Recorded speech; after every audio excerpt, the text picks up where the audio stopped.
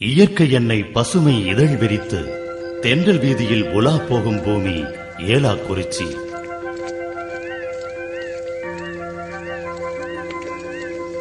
கொள்ளிடத்தின் வடகரையில் அமைந்து தீமைகளை பெற்றுக்கொள்ளாத ஊர் என பொருள்படும் பொருத்தமான பெயர் அமைந்த புண்ணிய பூமி ஏலாக்குறிச்சி.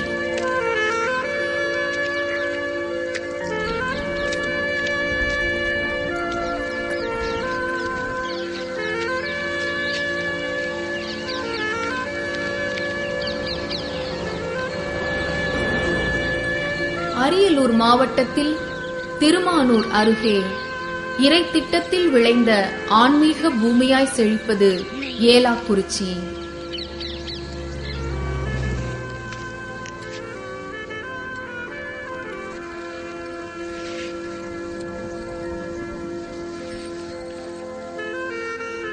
ஏலாக்குறிச்சியின் வடபகுதியில் வீரமாமுனிவரால் உருவாக்கப்பட்டு பெயரிடப்பட்ட திருநிலமே திருப்பதி என பொருள்படும் திருக்காவலூர்.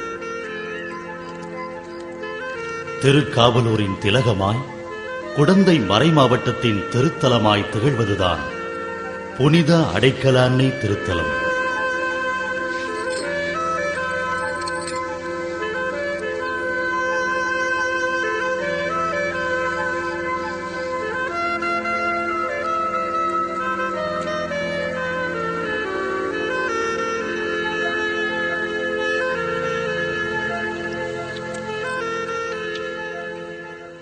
வீரமா முனிவரால் தமிழ் கலாச்சாரம் வெளிரும் தாயாக வடிவமைக்கப்பட்டு புன்னகை பூத்த முகத்தோடு பொன்னகை அணிந்து இருகரம் விரித்து வரவேற்பவளாய் அண்டிவரும் பக்தருக்கு அடைக்கலம் தந்து வேண்டிய வரங்களை அளவில்லா அருள்மழையாய் பொழிந்து காண்போரை கவர்ந்தெழுக்கும் புனித அடைக்கல அன்னை கண்ணீரை துடைத்து கவலையை தீர்க்கும் களிப்புமிகு தாயாக காட்சி தருகிறாள். 17ஆம் நூற்றாண்டின் இறுதியில் 18ஆம் நூற்றாண்டின் தொடக்கத்தில் தஞ்சையை ஆண்டு வந்த மராட்டிய மன்னன் ஷாஜி தஞ்சை பகுதியில் வாழ்ந்த கிறிஸ்தவ மக்களை கொடுமைப்படுத்தி கொலை நடுங்கச் செய்து வந்தான். ஆன்மீக பணி செய்த குருக்களையும் ஆலய உதவியாளர்களையும் கொலை செய்தான். கிபி 1716ஆம் ஆண்டு முதல் இங்கு மறைபணியாற்றிய வீரமாமுனிவர் தஞ்சை மக்களுக்கு கனிவோடு வாழ்வளித்தார். தஞ்சம் தேடி வந்த கிறிஸ்தவர்களுக்கு அடைக்கலம் தந்து காத்ததால் இத்திருத்தலம் அமைந்த இவ்வூருக்கு திருக்காவலூர் என்று பெயரிட்டார். இங்கு ஆலயம் கொண்ட மரியன்னைக்கு அடைக்கல அன்னை என திருநாமம் சூட்டினார். இத்தாலி நாட்டில் செல்வ செழிப்புள்ள குடும்பத்தில் பிறந்து பல மொழிகள் கற்ற இயேசு சபை துறவியாய் உயர்ந்து கிபி 1710ஆம் ஆண்டு இந்தியா வந்த வீரமாமுனிவர் 1716ஆம் ஆண்டு முதல் 1742ஆம் ஆண்டு வரை ஏலாக்குறிச்சியை தலைமை இடமாக கொண்டு பணியாற்றினார். தமிழுக்கு முதன்முதலாக அகராதியை தந்து தமிழுக்கு முதன்முதலாக உரைநடை மற்றும் சிறுகதைகளை ஈந்து எழுத்து வடிவங்களில் சீர்திருத்தம் செய்து நவீன தமிழுக்கு இவரே உரமாக திகழ்ந்தார். 1736ஆம் ஆண்டு அரியலூர் மன்னன் அரங்கப்ப மழவராயன் ராசப்பிளவை எனும் தீராத முதுகு கட்டியால் சொல்லொன்னா வேதனையடைந்தான். ராஜ வைத்தியர்களாலேயே குணமாக்க முடியாத நோயை எப்படியாவது குணமாக்க வேண்டும் என்று வீரமாமுனியை நாடினான். வீரமாமுனியோ அடைக்கல அன்னையின் அருளை வேண்டினார். சித்திரை மாதத்தின் கத்திரி வெயில், புல்லெல்லாம் பொசுங்கி போன கடும் கோடை. அன்னையே, நீயல்லாள் மன்னனின் நோய் தீர்க்க மருந்திங்கு உண்டோ என்ற வண்ணம் பச்சிலை தேடி நடந்தார் வீரமாமுனி. அங்கே அற்புதமாய் எழுந்தது நீரூற்று. அம்மா, இதுதான் உன் அருமருந்தோ, அன்னையின் பாதம் பட்ட மண்ணே மருந்தோ என்று கூறி மண்ணையும் நீரையும் சேர்த்து சேறு உண்டாக்கி மன்னனின் ராசப்பிளவையில் பூசினார். என்ன விந்தை! அன்று இரவே கட்டி உடைந்தது. 7 ஆண்டுகளாக தூங்காத மன்னன் தூங்கினான். அரியலூர் சமஸ்தானமே மகிழ்ந்தது. எந்த மருத்துவராலும் குணமாக்க முடியாத மன்னனின் நோய் அன்னையின் அற்புத நீரூற்று மண்ணால் குணமானது. அந்த அற்புத நீரூற்றே இன்று புதுமை நிறை மாதா குளமாக விளங்குகிறது. அடைக்கல அன்னையின் மகிமையை பறைசாற்றும் இந்த மாதா குளத்தின் புனித நீரை அருந்துபவர்கள் ஆன்மீக நலம் பெறுவதோடு பல்வேறு பிணிகளிலிருந்தும் விடுதலை பெற்று வருகிறார்கள். மன்னன் மழவராயன் காலத்தில் வீரமாமுனிவரால் வெளிப்பட்ட அன்னையின் அற்புத நீரூற்று புதுமைகள் பொங்கும் மாதா குளமாக இன்றும் பேர் பெற்று விளங்குகிறது. அன்னையின் அற்புத நீரூற்றால் மன்னன் நோய் நீங்கி பூரண நலம் பெற்றதால் ஒரு சிறுநிலமே சொத்தாக இருந்த அடைக்கல அன்னை ஆலயத்திற்கு தன் காணிக்கையாக 175 ஏக்கர் நிலத்தை பட்டயம் செய்து கொடுத்தார் மன்னர் அரங்கப்ப மழவராயன். அடைக்கல அன்னையின் இந்த அற்புத நிகழ்ச்சியால் அன்னையை நாடி வரும் பக்தர்களின் கூட்டம் பெருகத் தொடங்கியது. புதுவை மறைமாநிலத்தின் கீழ் இருந்த ஏலாக்குறிச்சி புனித அடைக்கல அன்னை ஆலயம் குடந்தை மறைமாவட்டத்தின் கீழ் வந்தது. அதன்பின் குடந்தை மறைமாவட்டத்தின் பெருமைமிகு திருத்தலமாக ஏலாக்குறிச்சி புனித அடைக்கல அன்னை ஆலயம் உயர்வு கண்டது. நான் திண்டுக்கல்ல இருந்து வந்திருக்கேன். என் பையன் 3 வயசு வரைக்கும் பேசல. நாங்க அடைக்கல மாதா கோயிலுக்கு அடிக்கடி வருவோம். வருஷம் வருஷம் வந்துட்டே இருப்போம். மாதாட்ட நான் வேண்டுதல் வச்சு மாதாவுடைய தீர்த்தத்தை கொடுத்ததுக்கு அப்புறம் என் பிள்ளை இன்னைக்கு வரைக்கும் மணிமணியா பேசிக்கிட்டு இருக்க. அவன் பேசுறதே நிறுத்துறது இல்ல. மாதா செய்த, எங்க குடும்பத்துல செய்த அனைத்து புதுமைகளை விட இது மிகப்பெரிய புதுமையா நான் கருதுறேன். எனக்கு ரொம்ப நாளா வேலை கிடைக்காம இருந்துச்சு. மாதாட்ட நாங்க வேண்டுதல் வச்சதுனால எனக்கு அரசு வேலை வாய்ப்பு கிடைச்சதுக்கு மாதாவுக்கு கோடி நன்றிகள் சொல்றேன். நான் புள்ளம்பாடியில இருந்து வரேன். என் பேர் பவுலின்னு. என் பொண்ணு 1.5 வயசு வரையும் பேசவே இல்லை. நான் ஃபாதர்கிட்ட சொன்னேன், இது மாதிரி பேசவே இல்லை அப்படின்னு சொல்லும்போது, நீ வேண்டிக்கம்மா, அடைக்கல மாதாவுக்கு வேண்டிக்க, உன் பொண்ணு பேசும் அப்படின்னு சொன்னார். அதே மாதிரி நாங்கள் ஒரு நாள் வந்தோம். பார்த்துட்டு மாசெல்லாம் முடிச்சுட்டு வீட்டுக்கு போனோம். அம்மா அப்படின்னு சொல்லிச்சு. எனக்கு ஒரே ஆச்சரியமாக இருந்தது. அடைக்கல மாதாவோட புதுமைனால தான் என் பொண்ணு பேசுது அப்படின்னு சொல்லி உடனே நாங்கள் ஃபாதருக்கு தெரிவித்தோம்.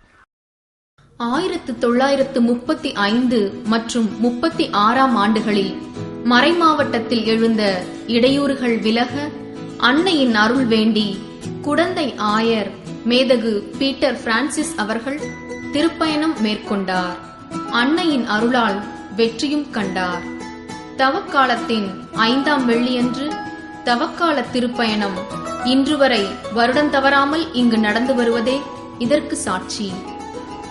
ஒருவர் கடவுளுக்கு எதிராக தெய்வ நிந்தனையில் ஈடுபட்டார் அல்லது அரசுக்கு எதிராக அரசை கவிழ்க்கும் சதி திட்டத்தில் ஈடுபட்டார், அவமானத்தின் சின்னமாகிய சிலுவையை அவர் மீது சுமத்துவார்கள்.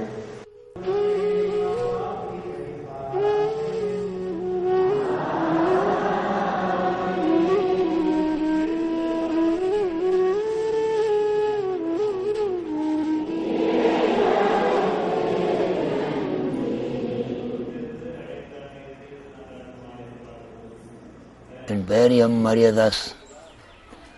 திருச்சி மாவட்டம், கரூர் மாவட்டம் குளித்தலை பங்கைச் சேர்ந்த பேரூர் உடையாப்பட்டியில் வசித்து வருகிறேன்.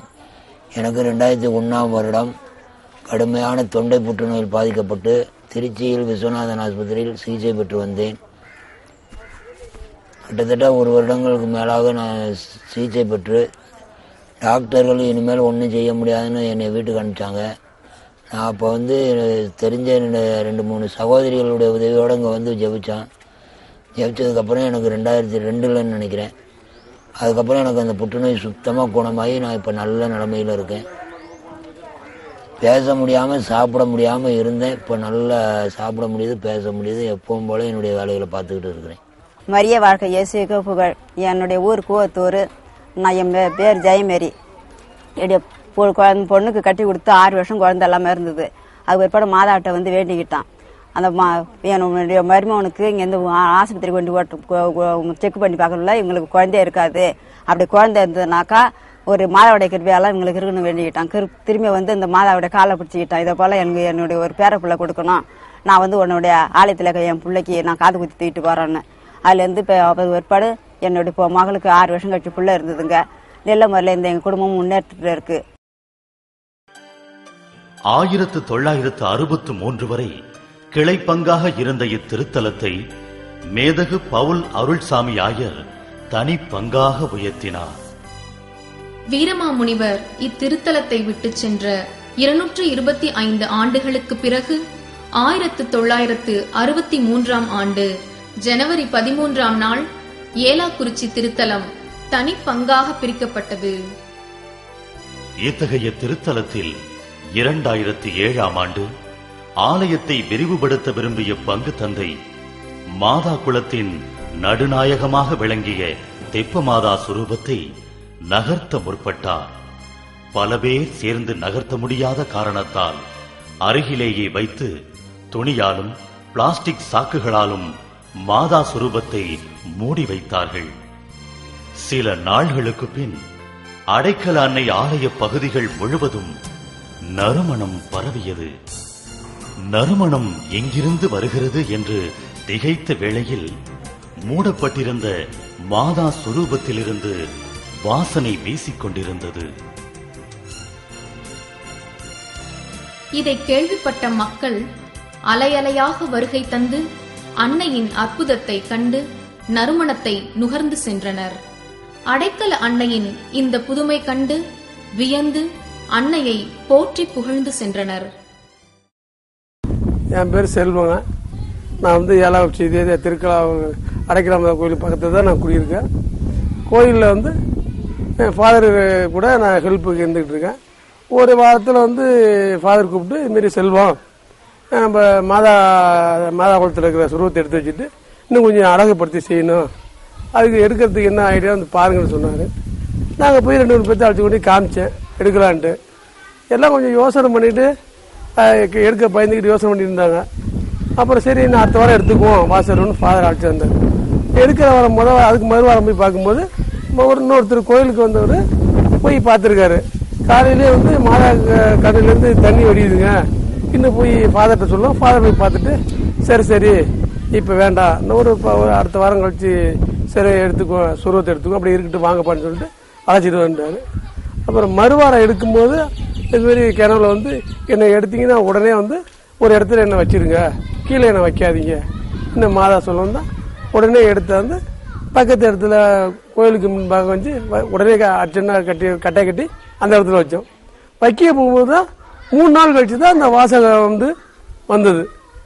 என்னடா அந்த பக்கம் திடீர்னு ஒரு வாசம் கிளம்பி வருதுன்னு பார்த்தா ஒரு சந்தன வாசனை இருந்தனால கோயிலை சுற்றி எல்லா பேருமே வந்து ஒரு வாசனை வருது ஃபாதர் வருது தான். அப்புறம் ஃபாதர் வந்து நேராக வந்து மாதாக்கிட்ட வந்து சுரத்திட்டு பார்த்தா அந்த வாசனை வந்து வந்தனால மாதானுடைய அருள்னால தான் அந்த இது வருது.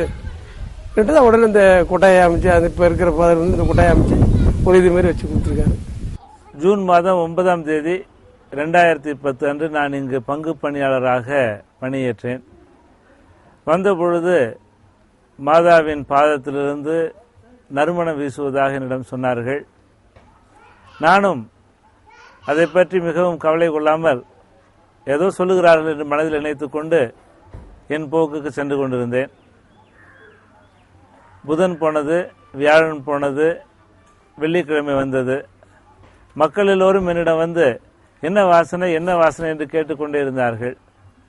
உடனே நான் ஏதாவது பதில் சொல்ல வேண்டுமே என்ற நிலையிலே நான் மாதாவின் பாதத்தில் சென்று அதுவும் வாசற்படியிலேயே உட்கார்ந்து கொண்டு ஜெபமாலை எடுத்து கண்களை மூடி நான் ஜெபமாலை சொல்ல ஆரம்பித்தேன்.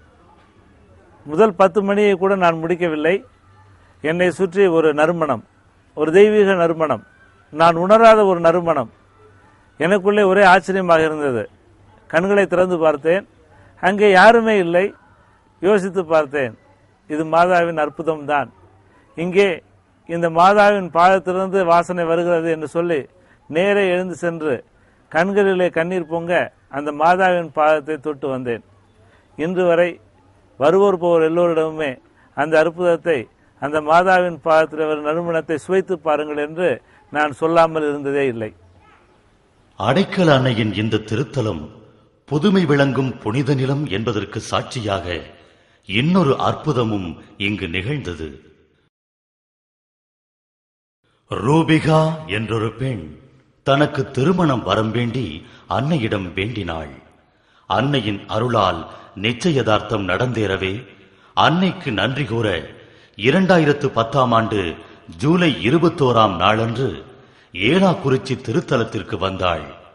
ஜெபித்து முடித்தபின் தான் கொண்டு வந்திருந்த செல்போனால் அடைக்கல அன்னையின் திருவுருவச் சிலையை வீடியோ படமெடுத்தாள். தான் எடுத்த படம் எப்படி பதிவாகியிருக்கிறது என்பதை பார்க்க முற்பட்டாள். அந்த படத்தை பார்த்த ரூபிகா அதிர்ச்சியில் பயந்து அலறிக்கொண்டே ஆலயத்தை விட்டு வெளியே ஓடி வந்தாள். அவள் அதிர்ச்சியடைய காரணம், அவள் வீடியோ படம் எடுத்த அந்த செல்போனில் சுரூபமாக காட்சி தரும் அன்னை கைகளில் உள்ள ஜெபமாலையை தன் திருக்கரங்களால் மெதுவாக உருளச் செய்கிறாள். இதை பார்த்த பங்கு தந்தை கம்ப்யூட்டர் நிபுணர்களை கொண்டு ஃப்ரேம் பை ஃப்ரேமாக ஆராய்ச்சி செய்தார். இதன் முடிவு, இதில் எந்தவித கிராபிக்ஸ் வேலையும் இல்லை, இதில் எந்த நவீன யுத்தியும் கையாளப்படவில்லை என்பது நிரூபணமானது. பல்வேறு ஊடகங்கள் எல்லாம் இதை செய்தியாக வெளியிட்டன, ஒளிபரப்பின.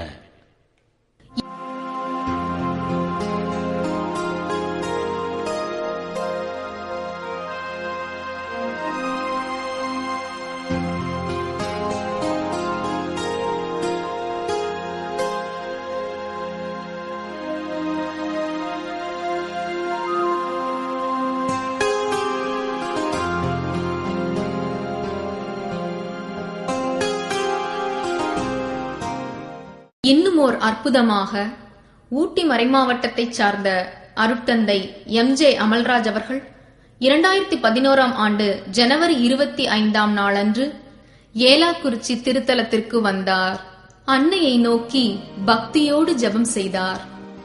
அப்போது அன்னையின் திருக்கரத்தில் ஜெபமாலை சுழல்வதை நேரடியாக தன் இரு கண்களால் கண்டார். அன்னையின் புதுமையைக் கண்டு பரவசம் கொண்டார். இதே போன்று 2010 ஆகஸ்ட் 1 பாபநாசத்தைச் சேர்ந்த 4 இளைஞர்கள் அன்னையின் சுரூபத்தை தங்களது செல்போனில் படம் பிடித்துக் கொண்டிருந்தார்கள். அப்போது லாம்பர் என்ற இளைஞன் தன் செல்போனில் படம் பிடித்துக் கொண்டிருந்த போதே அதிர்ச்சியடைந்தான். காரணம், அவனது செல்போனில் அன்னை அவள் தெருவாய் அசைத்து பேசுவது போல் காட்சியளித்தாள். பின்னாடி ஸ்டூல போட்டு பாருங்கடா, பின்னாடி பாரு, பின்னாடி பாரு, அப்படியே பாரு, பேசுவா, வாய பாரு, வாய பாரு, மாதாவோட வாய பாரு, முடி திறக்குதா,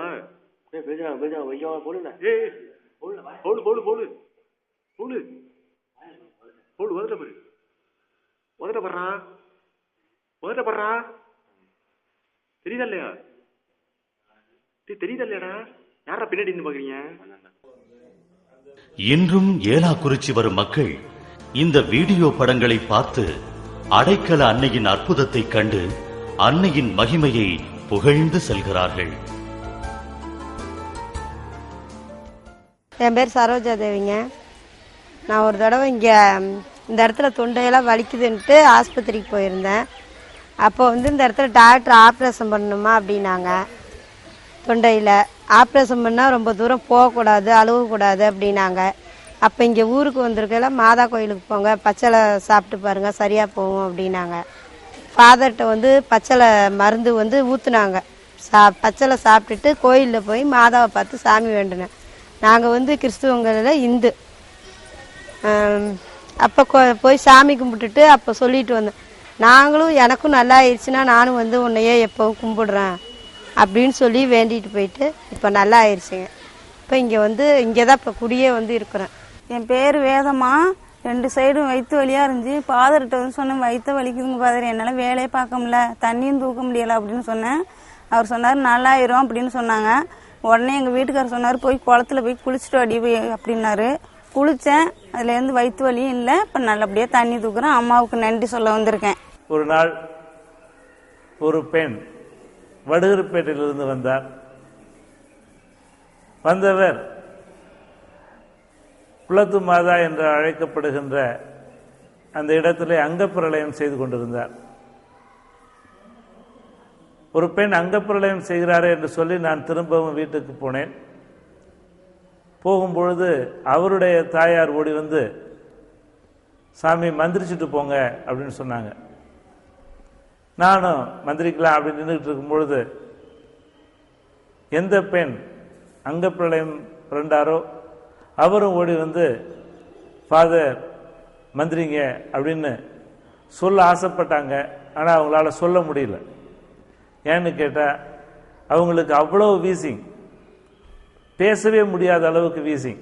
உடனடியாக என்னுடைய மனசில் பட்டது, அங்கே இருக்கிற கருந்துளசி எடுத்து கொஞ்சம் கொடுப்போம் அப்படின்னு போன சமயத்தில் யாரோ ஒருத்தர் கற்பூரவல்லியும் சேர்த்து கொடுங்க அப்படின்னு சொன்ன மாதிரி இருந்துச்சு. அது ரெண்டையும் எடுத்து கொடுத்தேன்.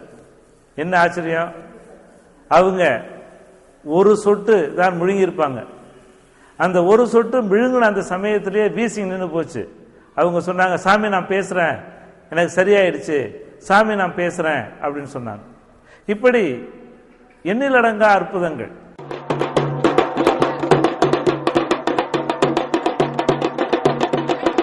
புது வருட தினத்தை மகிழ்ச்சியோடு கொண்டாடும் ஏலாக்குறிச்சியை சுற்றியுள்ள கிராம மக்கள் தமிழ் கலாச்சார முறைப்படி தாரை தப்பட்டை முழங்க புதுவருட சீர்கொண்டு வந்து பங்கு தந்தைக்கு மரியாதை செய்வதும், அவரது ஆசீர் கிடைத்தால் அந்த ஆண்டு முழுவதும் வாழ்வு சிறக்கும் என்பதும் இங்கு காலம் காலமாக நம்பிக்கையோடு நடந்து வரும் ஒரு நிகழ்வாகும்.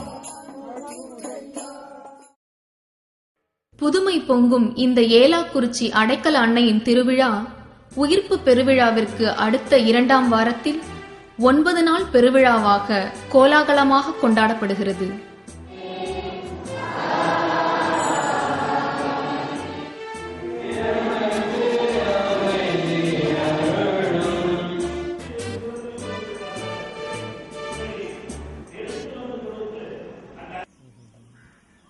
ஏலாக்குறிச்சியை சுற்றியுள்ள பல்வேறு ஊர்களிலிருந்து வண்டி கட்டிக்கொண்டு குடும்பம் குடும்பமாக ஆயிரக்கணக்கான மக்கள் இங்கு வந்து கூடாரம் அமைத்து திருவிழா முடியும் வரை தங்கியிருந்து திருவிழாவை எழுச்சியோடு கொண்டாடி மகிழ்ந்து செல்வது வீரமாமுனிவரின் காலத்திலிருந்தே நடந்து வரும் பாரம்பரியமிக்க ஒன்றாகும்.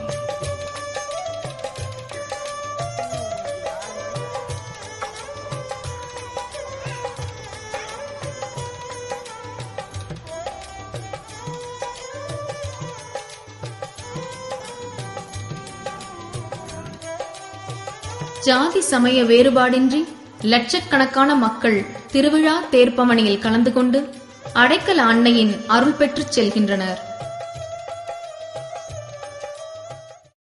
ஒரு பெரிய குடும்பம், ஒரு 20-25 பேர் கோவையிலிருந்து வந்தார்கள். வந்து என் கையில் வந்து ஒரு 25,000 ரூபாய் பணத்தை கொடுத்தாங்க. என்ன அப்படின்னு அவங்கள கேட்டேன். நாங்கள் இந்த கோயிலுக்கு கூட வந்தது கிடையாது, எங்கள் குடும்பத்தில் வந்து இந்த வீட்டை விற்க முடியாமல் நாங்கள் ரொம்ப கஷ்டப்பட்டுக்கிட்டு இருந்தோம். ஒருத்தர் கொண்டு வந்து இந்த படத்தை கொடுத்து அடைக்கல மாதாட்ட வேண்டிங்க, நிச்சயமாக நல்லது நடக்கும்னு சொன்னாங்க. வந்தாங்க, 1 மாதம் கூட ஆகலை, அந்த வீடு நல்லபடியாக விற்றுச்சு. விற்ற உடனே குடும்பத்தோட நாங்கள் ஏறத்தாழ 26-27 பேர் இங்கே வந்து அந்த மாதாவுக்கு முதல்ல நன்றி காணிக்கை செலுத்திட்டு போகிறோம் அப்படின்னு சொல்லிட்டு கையில் கொடுத்துட்டு போனாங்க. இப்படி ஒவ்வொரு நாள் நடக்கிற அற்புதங்கள் மட்டும் இல்லை, நானே இங்கே வந்த பிற்பாடு இந்த இடத்துல வந்து நடந்த அற்புதங்களை கண்கூடாக பார்த்திருக்கிறேன். ஏலாக்குறிச்சியில் பள்ளி கொண்டு பக்தர்களுக்கு அருள் வரங்களை அள்ளி வழங்கி வரும் புனித அடைக்கல அன்னை இந்த திருத்தலத்தில் தங்களது பாதங்களை பதித்தவர்களின் வாழ்வில் தெய்வீக மகிழ்வையும் ஆனந்த பெருவாழ்வையும் சமாதான உறவையும் தந்து செழிக்க வைத்துக் கொண்டிருக்கிறாள். அன்பார்ந்த அன்னையின் பக்தர்களே, என் பெயர் அருள் தந்தை அடைக்கலசாமி. ஏறக்குறைய 1 ஆண்டு காலமாக அன்னையினுடைய திருத்தலத்திலே பணிபுரிந்து வருகிறேன். எண்ணற்ற பக்தர்களுக்கு அடைக்கல அன்னை அருள் பாலித்துக் கொண்டிருக்கிறார்கள். ஆகவே அதிசயங்களையும் அற்புதங்களையும் செய்கின்ற இந்த அடைக்கல அன்னையை அண்டி வருவோருக்கு அன்னை நிச்சயம் எல்லாவிதமான காரியங்களையும் அனுகூலமாக்குவார்கள். அன்னையினுடைய அருளை பெறவும் அவருடைய அதிசயங்களையும் அற்புதங்களையும் உங்களுடைய வாழ்க்கையிலே நீங்கள் அனுபவிக்க எல்லோரும் இந்த திருத்தலத்திற்கு வாருங்கள். அன்னையோடு சேர்ந்து ஜெபமாலையை ஜெபியுங்கள். அன்னையுடைய ஆசிரியை பெற்று வளமோடு வாழ உங்களை இந்த திருத்தலத்திற்கு அன்போடு வருக வருக என்று வரவேற்கின்றேன். இத்திருத்தலத்தில் அற்புதமாக திருக்காட்சி தந்த அடைக்கல அன்னை இங்கு வருவோரின் வாழ்வில் அற்புதங்கள் பல புரிந்து அவர்களின் மனங்களில் நிலையான காட்சி தந்து கொண்டிருக்கிறாள். வீரமா முனிவரால் உருவாக்கப்பட்ட ஏலாக்குறிச்சி திருத்தலத்திற்கு நாமும் செல்வோம். புனித அடைக்கல அன்னையின் பாதங்கள் பணிவோம். வாழ்வில் புதுமை வரங்கள் பல பெற்று ஆனந்தமடைவோம்.